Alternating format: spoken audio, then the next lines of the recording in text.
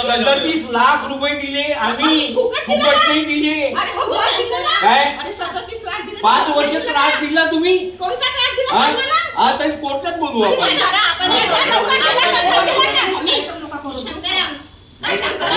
हे काय हे पैसे देत नाही, हे सांगण्यासमोर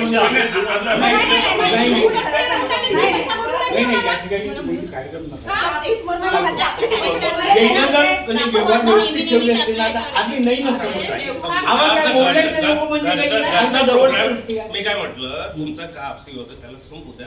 माझं जे मी हातात देऊन ते फक्त घरचा प्रोग्राम, कॉलनीचा प्रोग्राम हे समजून तुम्ही थोडंसं सहकार्य करा.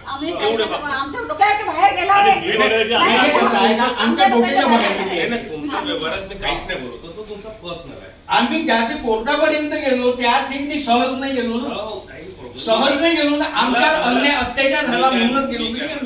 फक्त आम्हाला कॉलनीत माझ्या पण घरचं नाहीये, आमचा मित्राचा आहे, बस एवढं सहकार्य आहे तुमच्यावर. काही असेल ना मी तुमच्या आम्ही नाही म्हणत नाही, फक्त तुम्ही पाणी बाजूला करून द्या. इथचं पाणी नाही, परवानगी देत नाही. तुम्ही परवानगी द्या, मी नाही देत परवानगी. मी सांगतो तुम्हाला, मी परवानगी देत नाही, कारण त्या बाईनं लय केला आपल्याला. खूप अत्याचार केले त्या बाईसाठी. बाईने आजपर्यंत पाहिली नाही.